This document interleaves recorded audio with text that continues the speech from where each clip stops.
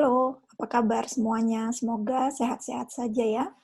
Oke, Assalamualaikum warahmatullahi wabarakatuh. Pada kali ini kita akan bersama-sama mempelajari chapter 4 dari buku Cognition-nya Matlin dan Farmers, yaitu mengenai working memory. Kajian mengenai working memory ini akan kita bahas dalam beberapa video, dan video ini kita akan fokus pada pembahasan penelitian-penelitian klasik terkait short-term memory. Ya, agendanya ada 3. Yang pertama adalah mengenai introduction, yaitu apa itu working memory, apa kaitannya dengan short-term memory.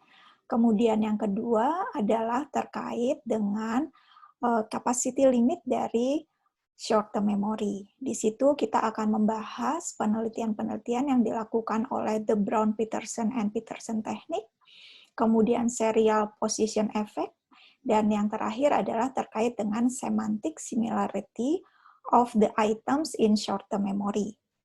Kemudian yang terakhir kita akan membahas mengenai model dari Atkinson and Shiffrin terkait information processing. Oke, kita akan mulai yang pertama. Ya, apa itu working memory? Menurut Matlin dan Farmers, working memory adalah sistem daya ingat manusia yang mendukung kemampuan seseorang untuk menyimpan informasi yang didapatkan dari lingkungan, sekaligus memproses informasi yang lain. Oleh karenanya, working memory ini bersifat aktif dan sangat memegang peranan yang penting dalam pemahaman bahasa dan juga mengenai proses-proses kognitif lainnya yang kita gunakan dalam kehidupan sehari-hari, seperti problem solving, bagaimana kita menyelesaikan permasalahan-permasalahan aritmetik, dan lain sebagainya. Nah, kok dari tadi ada terminologi working memory dan juga ada short-term memory? Sama atau berbeda ya? Pada dasarnya, kedua terminologi itu mengacu pada proses kognitif yang sama. Namun, working memory ini merupakan terminologi yang lebih update dibandingkan dengan short-term memory. Nah, karena kita akan membahas penelitian-penelitian klasik, maka kita masih menggunakan terminologi short-term memory. Nah, short-term memory ini pada dasarnya memiliki kapasitas yang terbatas. Jadi, kapasitas kita untuk menyimpan dan juga untuk memproses informasi yang masuk itu terbatas. Terbatasnya dalam bentuk apa? Dalam bentuk durasi, ini terkait dengan waktu, dan juga dengan terbatas kapasitasnya. Oke, kita akan mempelajari bersama-sama berbagai penelitian yang membuktikan bahwa memang adanya keterbatasan dari short-term memory ini. Nah, yang pertama ada the magical number 7 plus minus 2. Some limits on our capacity for processing information. Ini merupakan judul artikel yang ditulis oleh George Miller di tahun 1956. Sudah lama sekali ya. Nah, makanya ini dikatakan penelitian yang klasik. Pada saat itu Miller berargumentasi bahwa seseorang individu itu dapat menyimpan 7 item plus minus 2 dalam short term memory kita.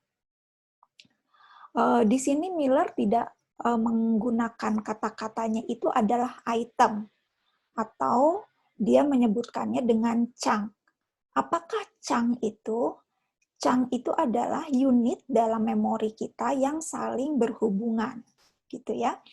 Jadi misalnya kita diminta untuk menyimpan atau mengingat nomor telepon yang ada, yaitu +622220333435. Ya, kalau kita hitung angka-angkanya itu lebih dari 10 gitu ya. Tapi sebenarnya itu bisa menjadi cuman ada 5 chunk, yaitu +62. +62 kita tahu bersama merupakan kode wilayah Indonesia. Itu merupakan satu unit atau satu item atau satu chunk gitu. Kemudian 22. Kita juga tahu bahwa itu merupakan kode wilayah Kota Bandung. Nah, kemudian 203 merupakan kode wilayah di Bandung Utara daerah Setiabudi gitu ya. Itu juga chunk yang ketiga. Kemudian yang terakhir, kedua yang terakhir yaitu 34 dan 35. Sehingga kalau dihitung sebenarnya cuman ada 5 chunk. Dan itu kita bisa ingat menurut George Miller. Kemudian ada juga penelitian yang dilakukan oleh The Brown, Peterson, and Peterson. Apa yang dilakukan oleh The Brown, Peterson, and Peterson? Dia akan membuktikan bahwa materi atau informasi yang disimpan dalam memori kurang dari 1 menit seringkali dilupakan. Apa yang dilakukan? Kita bisa melihat bersama-sama demonstrasi 4.1 dari bukunya Matlin. Silahkan Anda mencobanya sendiri di rumah. Di situ kita melihat, ini di kotak ya, ada di kotak, ada appeal, simple, dan burden. Kita buat kayak kartu-kartu, di dalamnya kita tulis ada 3 kata-kata, kemudian di belakangnya kita tuliskan 687 gitu. Nah, kita tulis sampai ada 6 kartu. Kemudian kita meminta atau kita coba ingat-ingat kata-kata appeal, simple, and burden itu dalam waktu kurang dari 2 detik. Setelahnya, kita akan balik kartunya, kemudian kita akan menghitung mundur angka-angka yang ada. Jadi 687 gitu ya. Kita coba menghitung mundur. Nah, kita lakukan sampai kartu nomor 6 gitu ya. Untuk apa ya Mbak Rosia? Ada 687. Nah, itu bukan tidak ada tujuannya, yaitu untuk mencegah kita untuk mengulang atau merepeat atau berlatih ya, atau mengingat-mengingat kembali kata-kata yang sebelumnya. Nah, kalau kita lihat grafik di sebelah kanannya, kita bisa melihat bahwa pada trial yang pertama, gitu ya, orang cenderung bisa mengingat hampir 80%. Nah, tapi trial yang kedua menjadi menurun. Kenapa? Karena kata-kata yang sebelumnya itu bisa jadi mengganggu working memory kita atau short term memory kita. Nah, oleh karena itu, ini adalah limitation yang terkait dengan duration. Oleh karena itu, The Brown, Peterson, and Peterson menyatakan bahwa ada strategi agar materi dan informasi dapat disimpan dalam memori kita, yaitu dengan melakukan rehearsal atau melatih. Jadi misalnya nih, kita mendapatkan nomor handphone baru, tapi kita tidak bisa mencatat, sehingga kita harus mengingatnya, yaitu dengan cara menyebutkan berulang kali di dalam hati. Oke, itu adalah penelitian yang terkait dengan bagaimana short term memory itu limited dalam konteks durasinya. Kalau yang tadi George Miller itu artikelnya membuktikan bahwa short term memory memiliki keterbatasan dalam kapasitasnya, yaitu cuma 7 plus minus 2 chunk atau item. Oke. Nah, kemudian ada lagi penelitian mengenai serial position effect. Nah, serial position effect ini dia ingin membuktikan bahwa adanya bentuk U ya, bentuk U dari hubungan antara posisi kata dalam suatu daftar dan kemungkinan kita dapat merecall kembali dengan akurat. Jadi apabila kita diberikan suatu list nama-nama buah, misalnya seperti itu ya, maka menurut serial position effect ini, kita akan lebih mengingat kata-kata yang disimpannya di depan dan juga di yang paling belakang. Kenapa yang paling belakang? Itu adanya recency effect, yaitu kata-kata yang terakhir memang baru masuk ke short term memory kita sehingga kita masih ingat. Sedangkan primary effect itu juga tinggi gitu ya. Jadi bahwa kata-kata yang ada di awal daftar kita itu juga akan kita ingat lebih lama. Kenapa? Karena tidak ada kata-kata lain yang mengganggu. Berbeda dengan kata-kata yang di tengah. Sudah ada kata-kata sebelumnya yang akan mengganggu proses kita menyimpan informasi tersebut di short term memory kita. Ya. Sehingga serial position effect ini pada dasarnya menyimpulkan bahwa posisi dari kata-kata tersebut akan mempengaruhi apakah kita dapat merecall dengan mudah atau tidak. Nah, kemudian ada penelitian terkait dengan semantic similarities. Di sini berawal dari argumentasi bahwa short-term memory dapat dipengaruhi oleh semantik. Apakah semantik itu? Semantik itu adalah arti dari kata atau kalimat. Sehingga bagaimana kita bisa menyimpan suatu informasi di dalam short-term memory kita, itu tergantung juga dengan arti dari kata-kata atau kalimat yang disimpan. Nah, ada penelitian yang dilakukan pada tahun 50-an juga, memperlihatkan adanya proactive interference ya atau PI, yaitu kesulitan yang dialami ketika kita mempelajari hal baru karena materi sebelumnya yang berkaitan. Sehingga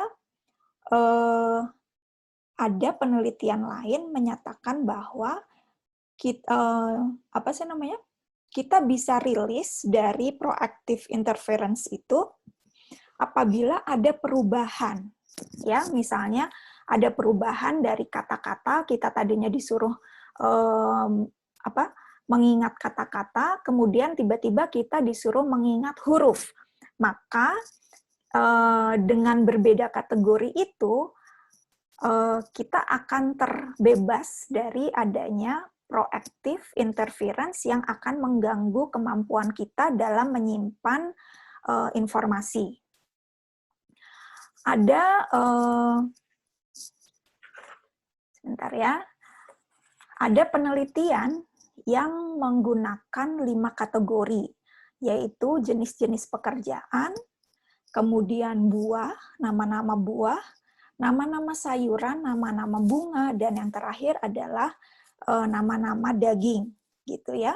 Ketika kita diminta untuk mengingat 3 jenis pekerjaan, gitu ya, misalnya dosen, arsitek, dan juga psikolog, gitu ya.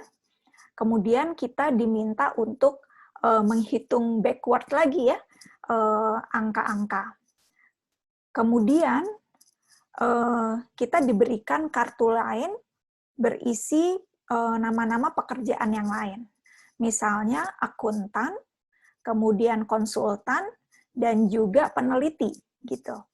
Nah, menurut hasil penelitian yang dilakukan, maka ketika kategorinya sama, maka kita akan sulit untuk mengingat kartu-kartu yang baru, jenis-jenis pekerjaan yang diberikan kepada kita.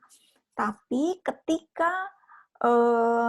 ketika misalnya kita sudah diberikan 4 kartu yang berisikan jenis-jenis pekerjaan, kemudian kartu yang kelima itu akan dikasih 1 kartu berisikan buah-buahan, maka kita akan terbebas dari proactive interference tadi, sehingga kita akan bisa lagi menyimpan nama-nama buah itu di short term memory. Nah, highlight-nya adalah semantic similarity itu mempengaruhi jumlah item yang disimpan pada short term memory kita. Kemudian kata yang memiliki pengertian atau arti yang sama dengan kata yang telah dipelajari sebelumnya dapat mempengaruhi proses recall. Dan yang terakhir, derajat dari semantic similarity dapat berpengaruh pada jumlah gangguan mengingat atau recall. Jadi, kalau misalnya sebelumnya adalah jenis-jenis pekerjaan, kemudian diganti dengan jenis-jenis sayuran, maka kategorinya itu sangat berbeda, sehingga gangguannya menjadi kecil. Tapi kalau kita diminta untuk mengingat mengenai sayuran, kemudian tiba-tiba diubah menjadi kategorinya adalah bunga-bungaan, gitu ya, maka kemungkinan tetap ada gangguan itu menjadi lebih besar daripada kalau misalnya kategori barunya itu adalah kategori pekerjaan yang benar-benar berbeda dengan sayuran tadi. Ya. Nah, kemudian bahasan yang terakhir adalah mengenai model dari Atkinson and Shiffrin terkait dengan information processing. Nah, menurut Atkinson and Shiffrin, kita dapat proses information processing dalam proses kognitif kita itu hampir sama dengan proses yang terjadi di komputer. Kemudian, informasi yang masuk ke sistem kognitif kita itu tuh serial, gitu ya. Jadi masuk dulu dari sensory input, masuk ke sensory memory, kemudian sensory memory ke short term memory, dan terakhirnya ke long term memory, gitu ya. Nah, yang pertama sensory input, jadi waktu itu sih yang paling banyak adalah informasi yang kita dapatkan dari mata dan juga dari telinga, gitu ya. Sensory input itu akan masuk ke sensory memory. Lamanya tidak lebih dari 2 detik ya disimpannya, gitu ya. Kemudian banyak sekali nih dalam satu waktu itu kita mendapatkan input sensori banyak sekali, kemudian akan disimpan kurang lebih 2 detik, dan banyak sekali yang akhirnya hilang, gitu ya. Nah, Kemudian ada beberapa yang masuk ke short term memory kita. Meskipun demikian, sifatnya di short term memory kita ini juga fragile ya, ringkih gitu ya, sehingga di short term memory kita itu akan tersimpan kurang lebih 30 detik gitu. Nah, kalau misalnya kita tidak melakukan rehearsal atau pengulangan gitu ya, maka bisa jadi informasi itu juga akan hilang gitu ya. Tapi kalau kita melakukan rehearsal, maka informasi yang kita dapatkan bisa masuk ke long term memory kita. Nah, perbedaan antara long term memory dan short term memory itu di kapasitas dan juga di lamanya dan di durasinya, gitu ya. Minggu depan kita akan bersama-sama membahas mengenai long term memory, dan sekarang kita akan fokus kepada short term memory. Nah, oleh karenanya, menurut Atkinson and Shiffrin, informasi itu masuk ke dalam memori kita melalui 3 stage gitu ya, sensory memory, short term memory, dan yang terakhir masuk ke long term memory gitu. Nah, tapi kita bisa melakukan kontrol proses, yaitu strategi yang dilakukan dengan sadar dalam mengolah informasi seperti pengulangan atau rehearsal. Nah, bagaimana aplikasinya ketika Anda nanti UAS gitu ya, ketika Anda harus mengingat-ingat lagi materi selama 1 semester, nah maka itulah diperlukan adanya latihan atau rehearsal tersebut. Oke, ini adalah akhir dari video mengenai penelitian-penelitian klasik terkait short term memory. Nah, kemudian next video kita akan membahas bersama-sama short term memory is working memory gitu ya. Kemudian kita juga akan membahas komponen dari working memory, yaitu phonological loop, visual spatial sketch path, central executive, dan episodic buffer. Oke, sekian. Semoga apa yang disampaikan dapat dipahami, tapi jangan lupa Anda juga harus membaca dan mencoba demonstrasi-demonstrasi yang ada di chapter 2, chapter 4 dari buku Cognition-nya Matlin dan Farmer. Terima kasih. Wassalamualaikum warahmatullahi wabarakatuh.